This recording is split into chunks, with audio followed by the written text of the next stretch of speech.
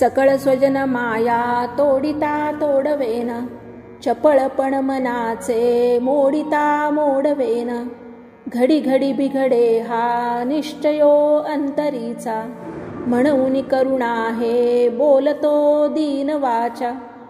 श्रोते हो, करुणाष्टकाच्या 5व्या श्लोकात समर्थ मनाचा संकल्प कसा अल्पकाळासाठी टिकतो याबद्दल सांगत आहेत. मानवाला स्वातंत्र्याची उपजतच आवड असते, पण गीतेत म्हटल्याप्रमाणे मन एव मनुष्याणाम कारण बंधन मोक्षयोः, म्हणजे मानवी मनच मानवाच्या बंधनाला आणि मोक्षाला कारणीभूत असते. हे आपणही अनुभवतो.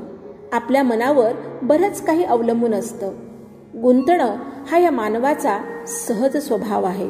मनाला काहीतरी विषय लागतो आणि एकदा या विषयात मन गुंतलं की त्यातून ते सहजासहजी बाहेर पडत नाही. मनाला अत्यंत आवडणारे विषय म्हणजे देहजन्य सुख, धन आणि अर्थात पैसा आणि सगळे सोयरे. आपल्या देहाबद्दल आपल्याला फार लोभ असतो नव्हे, त्याचे चोचले पुरवण्यासाठीच आपला सर्व जीवन संघर्ष चालू आहे. आपण या देहाची मरेपर्यंत खूप काळजी घेतो, कारण जगण्याचे तेच एक महत्त्वाचे साधन आहे. त्यामुळे त्याची काळजी घेणे आवश्यकच आहे. पण आपण त्याच्या लाडाकोडात गुंतून पडतो. तो सुंदर दिसावा यासाठी असंख्य प्रसाधने आणि वस्त्र प्रावरणे यामध्ये आपले मन गुंतून पडते. जीवन जगण्यासाठी पैशाची आवश्यकता असते खरी, पण पैसा म्हणजे सर्वस्व नव्हे हे आपण विसरतो. आपले नातलग, आपले सखे सोबती सुद्धा आपले आनंददायी जगण्यासाठी महत्त्वाचे आहेत, पण आपण या मानवी संबंधाच्या बाबतीत खूप लोभी बनतो. त्यांच्याकडून खूप साऱ्या अपेक्षाही करतो. शेवटी निराशाच पदरी पडते. मन स्वतःच्या आभासमयी जगातही खूप रमते. आपल्याला दिवसा उजेडी स्वप्न पाहायला लावणारं हे मनच. मनाचे हे व्यापार कधी कधी ताळतंत्र नसलेलेही असतात, पण आपण या मनाच्या चाळ्यांमध्येही खूप गुंतलेलो असतो. त्यामुळे समर्थ या स्थितीला उद्देशून म्हणतात, सकळ स्वजन माया तोडिता तोडवेन.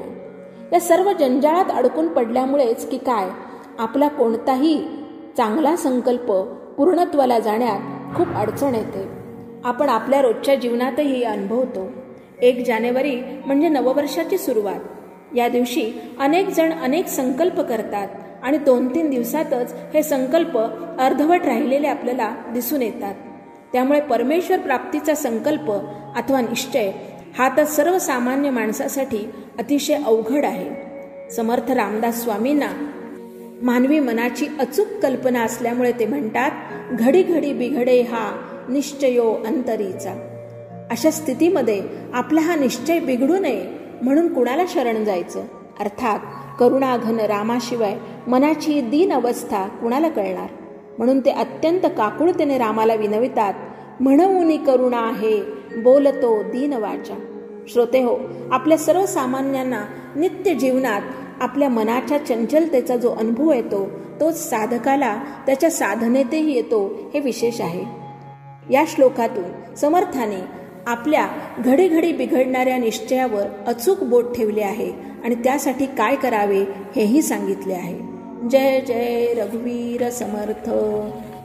सकळ स्वजन माया तोडिता तोडवेन, चपळपण मनाचे मोडिता मोडवेन, घडी घडी बिघडे हा निश्चयो अंतरीचा, म्हणून करुणा हे बोलतो दीन वाचा.